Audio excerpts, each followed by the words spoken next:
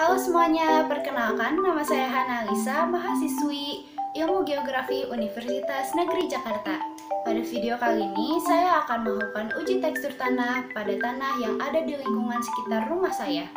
Tentunya video ini juga dilakukan untuk memenuhi tugas mata kuliah Geografi Tanah. Sebelum menguji, tentunya kita harus membentukkan sampel tanah yang ada.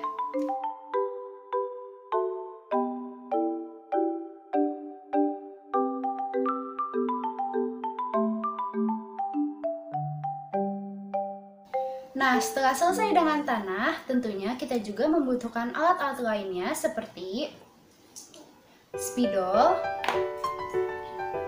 penggaris, botol kaca, dan juga air.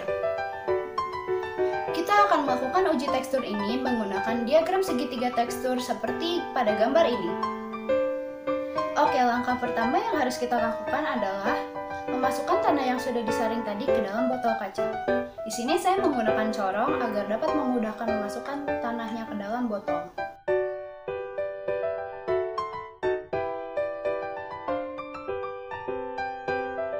Kemudian kita masukkan air dengan perbandingan 1:2.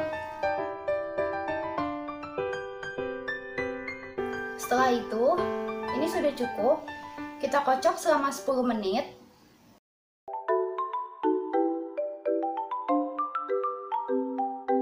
Setelah dikocok selama 10 menit, kita diamkan selama 1 menit untuk mendapatkan endapan pertama, yaitu untuk menentukan partikel pasir. 1 menit telah berlalu, endapannya pun sudah mulai terlihat, dan kita bisa beri tanda di botol menggunakan spidol. Seperti ini.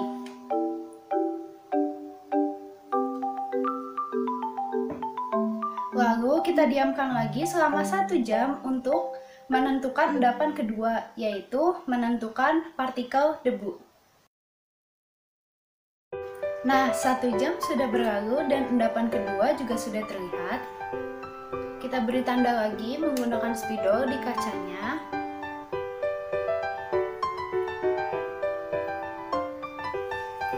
Bisa terlihat ya, kita tandai di sebelah sini.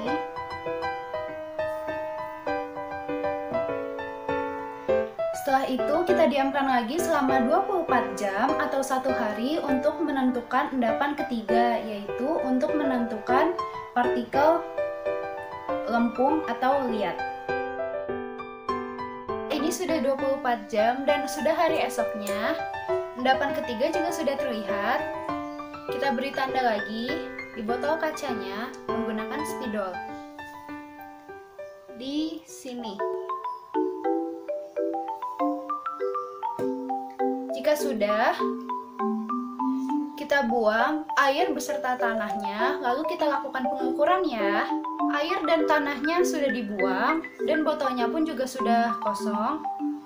Sekarang kita lakukan pengukuran. Perlu diingat, kita akan memakai satuan milimeter, dan di sini saya menggunakan penggaris yang satuannya sentimeter. Jadi kita akan ubah dari sentimeter ke milimeter. Yang pertama, untuk partikel pasir, saya mendapatkan 3 cm atau sama dengan 30 mm. Yang kedua, untuk partikel debu, saya mendapatkan 1,2 cm atau sama dengan 12 mm.